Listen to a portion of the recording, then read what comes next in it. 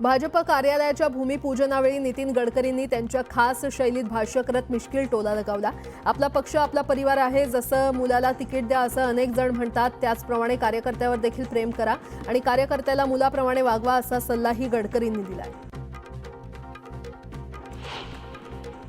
भाजप स्थापना दिनाच्या निमित्तानं नागपूर जिल्ह्याच्या भाजप कार्यालयाचं मुख्यमंत्री देवेंद्र फडणवीस, नितीन गडकरी आणि चंद्रशेखर बावनकुळे यांच्या हस्ते भूमिपूजन सोहळा पार पडला।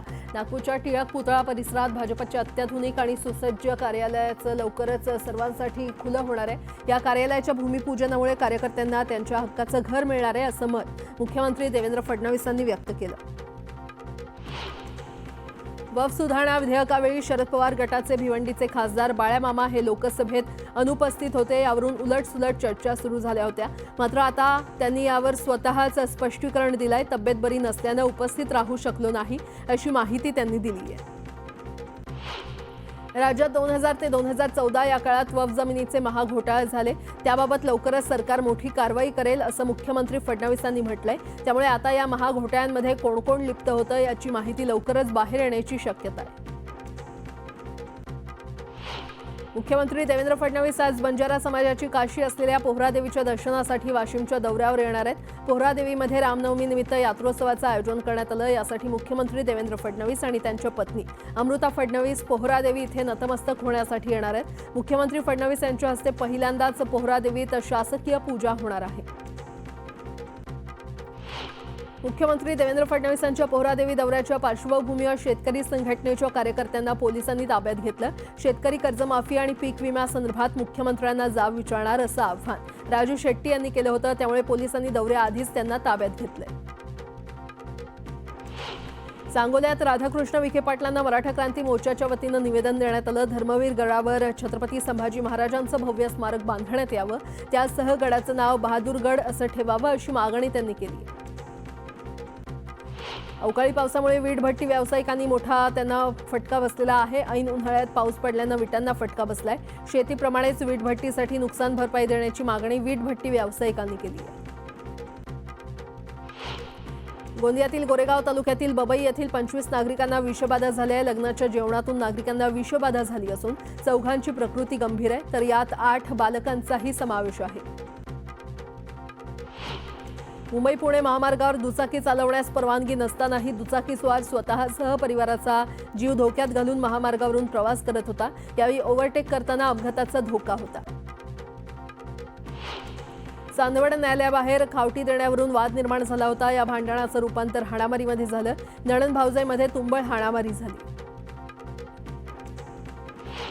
खामगाव शेगाव मार्गावर कार आणि दुचाकीचा अपघात झाला। यावेळी अपघातग्रस्त कारमधून पोलिसांना 70 लाखांची रोकड भरलेली 2 पोती आढळली आहेत। पोलिसांनी 2 संशयितांना चौकशीसाठी ताब्यात घेतलंय।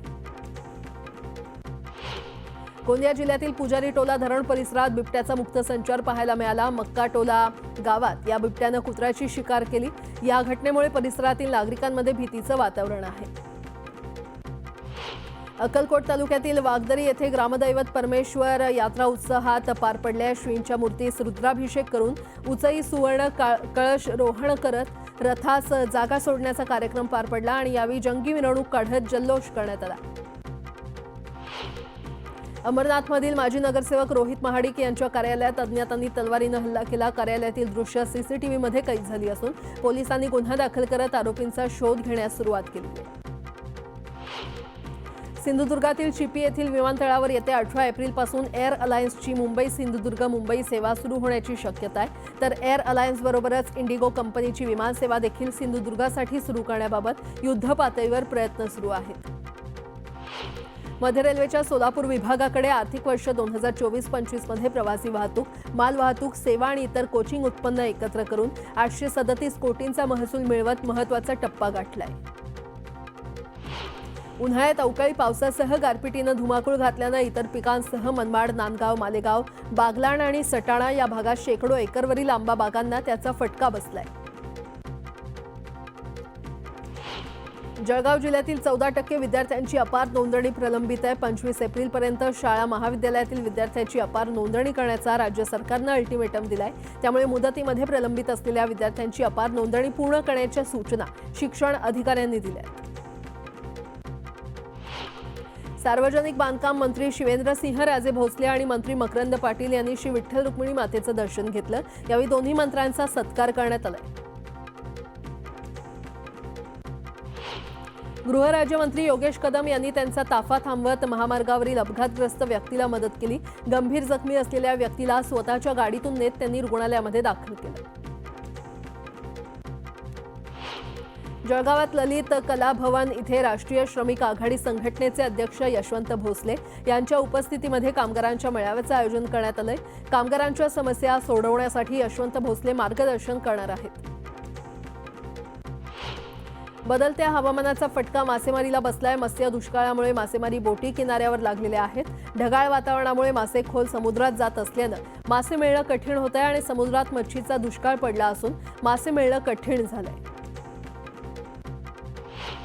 रायगड किल्ल्यावर सुरक्षेच्या दृष्टीनं बसवण्यात आलेले 15 सीसीटीव्ही कॅमेरे गेल्या 5 वर्षांपासून बंद आहेत। दरम्यान 12 एप्रिल रोजी शिवाजी महाराज पुण्यतिथी कार्यक्रमासाठी अमित शहा येणार आहेत, त्यामुळे कार्यक्रमाचा आढावा मान्यवरांकडून घेण्यात आला।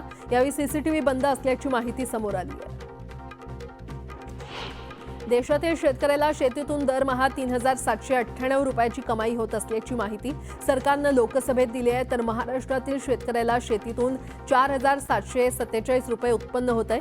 केंद्र सरकार शेतकऱ्यांचं उत्पन्न दुप्पट करण्यासाठी कटिबद्ध असल्याचा पुनरुच्चार कृषी राज्यमंत्री भगीरथ चौधरी यांनी केलाय। धाराशिव जिल्हा मजूर सहकारी फेडरेशनच्या पंचवार्षिक निवडणूक झाली आणि यामध्ये महायुती विरुद्ध महाविकास आघाडी असा सामना रंगला। जिल्हा फेडरेशनच्या निवडणुकीत 9 जागेसाठी 24 उमेदवार रिंगणात असून आज या उमेदवारांचं भवितव्य ठरणार आहे। सातारा जिल्ह्याच्या टंचाई आढावा बैठकीत आमदार डॉक्टर अतुल भोसले पाणी प्रश्नावर आक्रमक होत उंडाळे पाणी पुरवठा योजनेसाठी 70 लाख रुपये निधीची मागणी केली। पालकमंत्री शंभूराज देसाई यांनी जिल्हा नियोजन समितीच्या माध्यमातून तात्काळ निधी देण्याचे आदेश प्रशासनाला दिले। विधानसभा निवडणुकीत जळगाव जिल्ह्यातल्या पाचोरा, चाळीसगाव, पारोळा, जळगाव अशा अनेक तालुक्यातल्या पदाधिकाऱ्यांनी भाजपसोबत बंडखोरी करत उमेदवारी केली होती। या पदाधिकाऱ्यांना निलंबित करण्यात आलंय, मात्र त्यांना आता पुन्हा भाजपमध्ये घेण्याबाबत पक्षात हालचाली सुरू असल्याची माहिती समोर येते। प्रधानमंत्री सूर्यघर मोफत वीज योजनेअंतर्गत पुणे परिमंडळातील 10,266 घरांचं वीज बिल शून्य झालंय। आतापर्यंत 23,147 घरगुती ग्राहकांनी या योजनेमध्ये सहभाग घेतलाय। डोंबिवलीतील 65 बेकायदेशीर इमारतींबाबत सुरू असलेला वाद पुन्हा एकदा उफाळून आलाय। या प्रकरणात सामाजिक कार्यकर्ते आणि वास्तुशिल्पकार संदीप पाटील यांनी दाखल केलेल्या याचिकेवर उच्च न्यायालयानं कारवाईचे आदेश दिले, मात्र कारवाई न झाल्यानं आता सुप्रीम कोर्टात कॅव्हेट दाखल झाल्यानं राज्य सरकारची अडचण वाढणार आहे। गर्भवती महिलेला उपचारासाठी तात्काळ दाखल करून न घेतल्यानं दीनानाथ मंगेशकर रुग्णालयाची मोठी चूक आहे असा ठपका सरकारनं नेमलेल्या 5 सदस्यीय समितीनं ठेवलाय। 10 लाखांची अनामत रक्कम भरली नसल्यानं गर्भवती महिलेवर उपचार करणं नाकारून तिच्या मृत्यूस कारणीभूत ठरलेल्या दीनानाथ मंगेशकर रुग्णालयानं पालिकेचा 27 कोटी 38 लाखांचा मिळकत कर थकवलाय। शिरूरच्या फलकेमळा इथे एका महिलेच्या गळ्यातील मंगळसूत्र चोरट्यांनी लंपास केलं। चोरीची घटना सीसीटीव्हीमध्ये कैद झाली आहे। महिन्याभरात दुसऱ्यांदा चोरीची घटना घडल्यानं महिलांच्या सुरक्षेचा प्रश्न ऐरणीवर आलाय। रायगडच्या नेरळ शहरात 350 घर मालकांची बिल्डरनं फसवणूक केल्याचा धक्कादायक प्रकार समोर आलाय। 80% पैसे उकळल्यानंतर फसवणूक झाल्याचं समोर आल्यानं घर मालकांनी पोलिसात तक्रार केली आहे। या प्रकरणी पोलिसांनी आरोपी बिल्डर अतिव गाला याला अटक केली आहे। शिर्डीतील दुहेरी हत्याकांड प्रकरणी पोलिसांनी 24 तासाच्या आत 2 आरोपींना जेरबंद केलंय। दरोड्याच्या उद्देशानं हे हत्याकांड झाल्याचं तपासात निष्पन्न झालंय। महाबळेश्वरमध्ये पर्यटन स्थळावर फिरण्यासाठी आलेल्या युवकांनी मोबाईलमध्ये महिलांसह मुलींचे फोटो काढत त्यांचे व्हिडिओ काढले। या प्रकरणी पोलिसांनी 4 टवाळखोर तरुणांना ताब्यात घेत कारवाई केली आहे। नागपुरातील कळमना येथील फूड फॅक्टरी आणि आरा मशीन इथे भीषण आग लागली होती। आगीचं कारण अद्यापही अस्पष्ट आहे। गुजरातमधून खैर वृक्षाची अवैधरित्या तोड करून महाराष्ट्रात विक्रीसाठी तस्करी करत असताना कासा वन विभागानं खैर तस्करांना अटक केली आहे। या कारवाईमध्ये तब्बल 8 लाखांचा मुद्देमाल जप्त करण्यात आलाय। 17 मार्चला नागपुरात झालेल्या हिंसाचारातील पीडितांना जिल्हा प्रशासनाकडून मदत निधी त्यांच्या बँक खात्यावर वर्ग करण्यास सुरुवात करण्यात आली आहे। तर हिंसाचारातील मृत इरफान अन्सारीच्या कुटुंबाला 5 लाखांची आर्थिक मदत देण्यात आली आहे। छत्रपती संभाजीनगर शहरातील जाधववाडी चौकात एक रिक्षा चालक रस्त्याच्या कडेला थांबून प्रवाशांची वाट पाहत होता। यावेळी सिग्नलकडून वळण घेणाऱ्या कार चालकानं रिक्षाला धडक दिली। रिक्षा चालकानं कार थांबवायला सांगितल्यानं कारमधील कुख्यात गुंडानं शिवीगाळ करत कोयत्यानं वार करण्याचा प्रयत्न केला। या प्रकरणी पोलिसांनी 12 तासांच्या आत आरोपीला अटक करत त्याची धिंड काढली। गडचिरोली शहरात चंद्रपूर मार्गावर असलेल्या दुकान गाळ्यांना आग लागल्यानं आगीत 4 दुकानं जळून खाक झाली आहेत। या भागातील वीज पुरवठा देखील काही काळ खंडित करण्यात आला होता। रायगडमधील किळसवाणी घटना समोर आली आहे। महिलांच्या अंतर्वस्त्रांची चोरी करत एका बंद मोडक्या घरात एकानं सर्व कपडे साठवून ठेवले होते। अचानक कपडे चोरीला जात असल्यानं महिलांनी शोध घेतल्यानंतर सीसीटीव्हीतील फुटेजमुळे सर्व घटना उघडकीस आली आहे। या प्रकरणी पोलीस ठाण्यात गुन्हा दाखल करण्यात आला आहे। मावळमधील गहुंजे साईनगरात कचरा वाहतूक करणाऱ्या डंपरखाली येऊन एका वृद्धाचा जागीच मृत्यू झाला। यानंतर नागरिकांनी डंपर चालकाला चोप देऊन पोलिसांच्या हवाली केलं। पुण्यामध्ये सरकारी नोकरीचं आमिष दाखवत नागरिकांना लुटणाऱ्या आरोपीला अटक करण्यात आली आहे। गेल्या 3 वर्षात आरोपीनं राज्यातील अनेक जिल्ह्यांमध्ये सुमारे 20 ते 30 जणांची फसवणूक केली आहे। त्याच्याकडून महाराष्ट्र शासनाच्या शिक्कांचा वापर करून बनवलेले लेटर पॅड, अनेक बनावट ओळखपत्र, नियुक्तीपत्र, विविध बँकांचे चेकबुक जप्त करण्यात आले। साईबाबांच्या शिर्डीत रामनवमी उत्सव मोठ्या जल्लोषात साजरा करण्यात आला। यावेळी लाखो साई भक्तांनी दर्शनासाठी शिर्डीमध्ये गर्दी केली आहे। यावेळी द्वारकामाईच्या दर्शनालाही मोठी गर्दी पाहायला मिळते।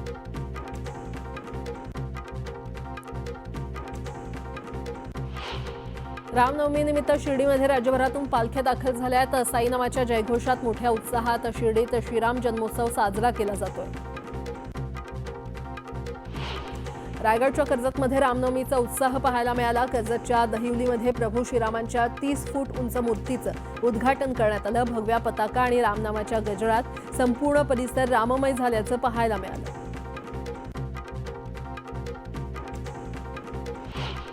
नाशिकच्या ऐतिहासिक श्री काळाराम मंदिरात आज पहाटेपासूनच भाविकांनी रामनवमी निमित्तानं दर्शनासाठी गर्दी केली आहे। पहाटे झालेल्या काकड आरतीनंतर भाविकांना दर्शनासाठी मंदिर खुलं करण्यात आलं। नागपूरच्या प्रसिद्ध पोद्दारेश्वर राम मंदिरात आज रामाच्या दर्शनासाठी भाविकांनी पहाटेपासून गर्दी केली। याच राम मंदिरातून संध्याकाळी शोभायात्रा काढण्यात येते। या शोभायात्रेची सुरुवात मुख्यमंत्री फडणवीस, नितीन गडकरी, चंद्रशेखर बावनकुळे यांच्यासह सर्वपक्षीय नेते राम रथ ओढून करतात। नागपुरातील पोद्दारेश्वर राम मंदिरातून निघणाऱ्या शोभायात्रेच्या मार्गावर आता पोलिसांची नजर असणार आहे। ड्रोनच्या माध्यमातून या शोभायात्रांवर करडी नजर ठेवण्यात येणार आहे। यावेळी अग्निशमन यंत्रणा देखील तैनात असेल।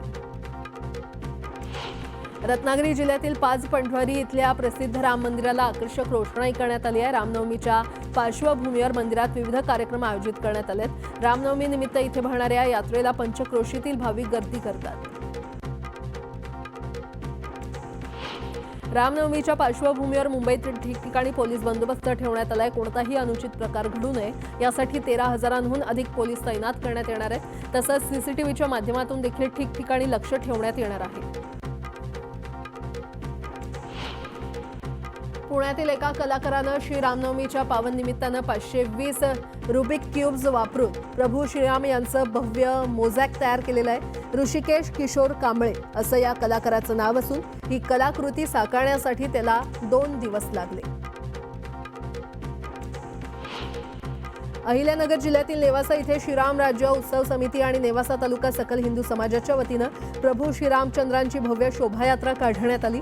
या निघालेल्या शोभायात्रेत भारत मातेसह प्रभू श्रीरामांची भव्य मूर्ती आणि तरुण तरुणींनी सादर केलेल्या मर्दानी खेळानं सगळ्यांचं लक्ष वेधून घेतलं।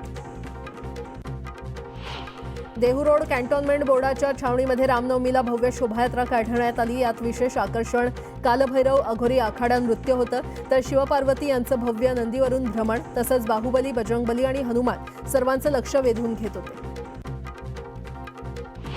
छत्रपती संभाजीनगरात मर्यादा पुरुषोत्तम श्रीरामांच्या जन्मोत्सवाची तयारी पूर्ण झाली. शहरात 36 शोभायात्रा काढण्यात येणार आहेत. यात 13 फूट उंचीचे श्रीराम, 12 फूट लक्ष्मण, 10 फुटांच्या सीतादेवी आणि 10 फुटांच्या हनुमानाच्या भव्य दिव्य मूर्ती सर्वांचं आकर्षण ठरणार आहे.